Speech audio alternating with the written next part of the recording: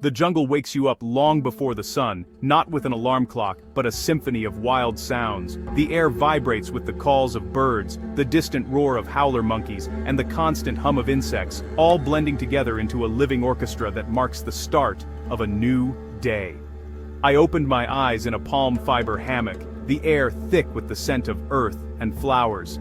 The gentle sway of the hammock reminded me I was far from home, cradled by the heart of the rainforest. The world of concrete and traffic felt like a distant memory, replaced by the endless green stretching in every direction. Here, the only sounds were howler monkeys and 1,000 insects. Each creature played its part in the morning chorus, reminding me that I was just a visitor in their world. The darkness was alive, breathing around me. Even before dawn, the jungle pulsed with unseen life, shadows shifting and leaves rustling in the humid air. This was the Amazon, and I was a guest of a tribe that has called this wilderness home for generations. Their connection to the land was deep, woven into every tradition and daily ritual. Survival here means understanding and respecting the environment. The tribe's knowledge of the forest was astonishing. Every plant, every sound, every track told a story. The tribe's people moved with a quiet confidence, blending into the jungle. Their footsteps barely disturbed the forest floor, as if they were part of the landscape itself. Their day had already begun, voices murmuring and a fire crackling. The smell of wood smoke mingled with the fresh scent of the morning, creating a sense of comfort and community. Looking out, I saw a world in a million shades of green, vines draping giant trees, morning light filtering down. Sunbeams pierced the canopy, illuminating droplets of water clinging to every leaf. Every surface was slick with dew. The humidity clung to everything. The air was thick and heavy, making each breath feel like you were inhaling the very essence of the forest. This place demands your full attention. Every step, every sound, every movement matters. Here, where nature is both beautiful and unpredictable. My host Kale approached with a knowing smile, gesturing to the rising sun. His eyes sparkled with the promise of adventure, and I felt a surge of anticipation for the day ahead. We didn't share a language, but the message was clear. A new day is a gift. In this place, words were less important than gestures, smiles, and shared experiences. Today, he pointed to the river and mimed a snapping jaw. Piranha. His hands painted a vivid picture, and I understood instantly what awaited us. We were going hunting for the legendary giant piranhas of the Amazon. The river shimmered in the morning light, promising both challenge and discovery in its mysterious depths. Life in the village moves with the rhythm of the sun and river. No clocks, no deadlines. The day is shaped by gathering food, tending gardens, and caring for children. Women washed clothes at the river, laughter echoing through the trees. Children played games that taught them survival skills. The huts, called malokas, were open to the breeze, always connected to the jungle. The river is the heart of the community, their highway, supermarket, and lifeline. Dugout canoes lined the bank, essential for travel and fishing. The tribe's people moved with grace, reading the water's flow instinctively. Every person has a role, everyone relies on everyone else. The elders hold wisdom, hunters provide, women manage households, and even children help. This deep sense of community is their greatest survival tool. It's a lesson in cooperation the world could learn from. Preparing for the piranha hunt was simple, but ingenious. Our gear wooden poles, vine lines, and bone hooks, no fancy equipment. The bait was raw capybara meat, irresistible to piranhas. Teamwork was everything. 5 hunters, Kale leading with calm authority. Tasks were assigned with few words. Canoe check, spears sharpened for defense. My job, watch, learn, and help paddle. Before we set off, Kale read the river and sky, assessing the conditions. He nodded. It was time. We loaded the bait, climbed into the canoe, and pushed off. The village disappeared behind us, swallowed by the green jungle. The river was wide and silent, our paddles the only sound. This wasn't sport, it was a vital quest for food, a dance with a feared predator. We paddled into a narrow tributary, the water turning dark and slow. The jungle closed in, canopy blocking the sun, creating a hidden world. Kale navigated expertly, steering around submerged logs and roots. Orchids bloomed overhead. A macaw flashed by. Monkeys watched from the trees. The Amazon is alive with constant sensory input, but danger is always present. Every shadow and rustle demands attention. Kyle signaled for silence. We drifted into a deep, quiet pool. He pointed down. This was the spot. Smaller fish gathered here, attracting predators like the giant black piranha. The jungle's usual sounds faded, replaced by tense anticipation. The hunters prepared their lines, moving with deliberate care. Bait was attached, lines unwound, and everyone knew their role. This coordinated effort was the key to their success. I held my paddle steady, heart pounding, ready for the hunt to begin.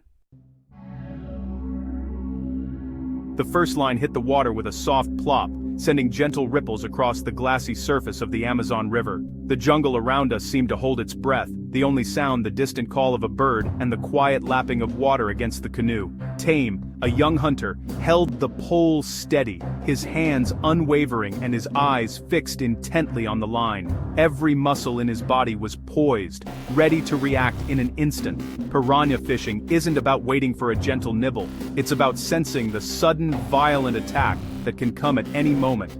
The line trembles with the river's secrets, and only the most attentive can read its signs. The tension was palpable. We watched in silence, barely daring to breathe, each of us feeling the weight of the moment. Patience is a survival skill here.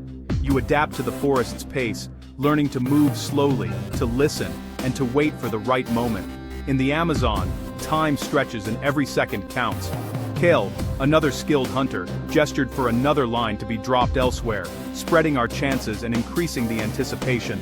Suddenly, Tame's pole jerked violently. The fight was on. The calm was shattered in an instant, adrenaline surging through all of us. He battled the fish with practiced skill, letting the line go slack at just the right moment, then yanking hard to tire the creature. Every move was calculated, a dance between hunter and prey. The water exploded. A giant black piranha broke the surface, thrashing with wild energy, sending droplets flying as it fought for its life. Its razor-sharp teeth flashed in the sunlight as it tried desperately to sever the line, jaws snapping with ferocity. Another hunter stood ready with a club, prepared for the final dangerous moment when the fish would be brought aboard. With a final heave, Tame swung the fish into the canoe. The hunter dispatched it swiftly, ending the struggle in a single practiced motion. The danger wasn't over until the fish was still, its powerful jaws finally at rest.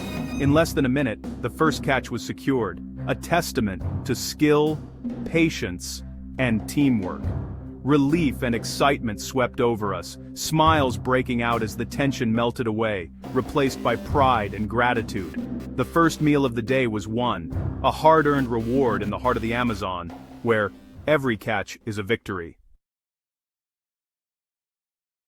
As we celebrated, the jungle changed. The light dimmed, insects fell silent.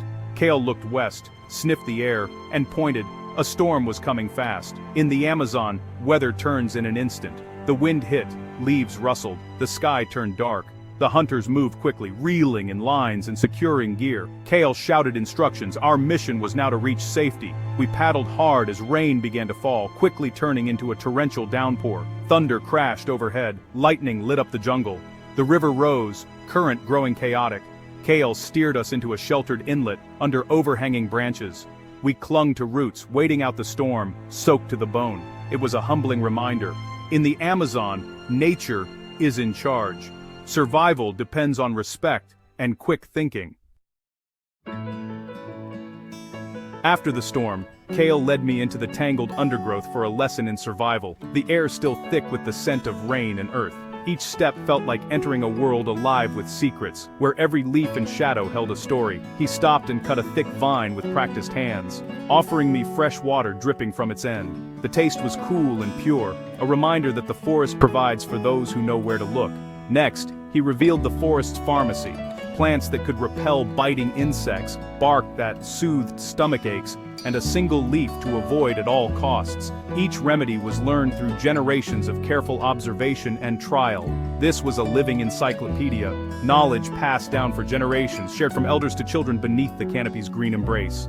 At a rotting log, Kale pried away the damp wood to reveal fat white grubs wriggling inside, a hidden source of nourishment. Without hesitation, he ate one, then offered me another, his eyes encouraging me to trust in his knowledge. I hesitated, then tried it. Creamy, nutty, surprisingly rich in protein.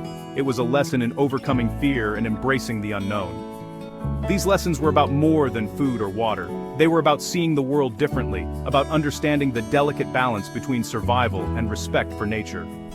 In the city, we're often disconnected from our survival, surrounded by concrete and noise, forgetting the origins of our sustenance. Here, the connection is direct and immediate. The forest provides if you know how to ask, if you listen and observe with patience. It requires a deep, respectful relationship with the environment, a constant dialogue between people and the land. The tribe's true wealth is this practical wisdom, a treasure more valuable than gold, ensuring survival and harmony with the forest.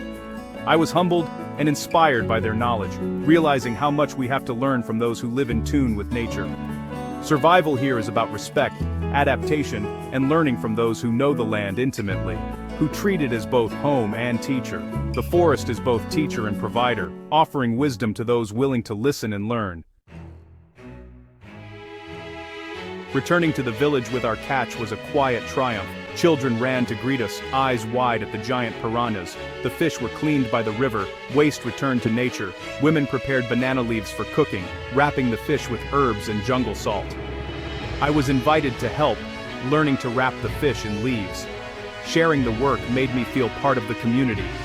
As dusk fell, the fire's glow brought everyone together. The leaf-wrapped fish was pulled from the embers, fragrant and steaming.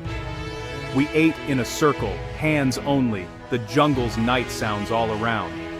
The piranha was delicious, firm, white, and rich. It was more than a meal. It was a celebration of community and the forest's generosity.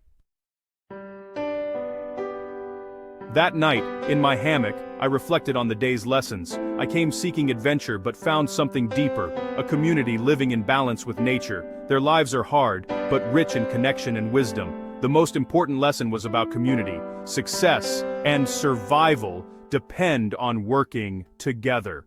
Their strength is in their social bonds, not individual skills. They are rich in knowledge, community, and time, wealth we often lack.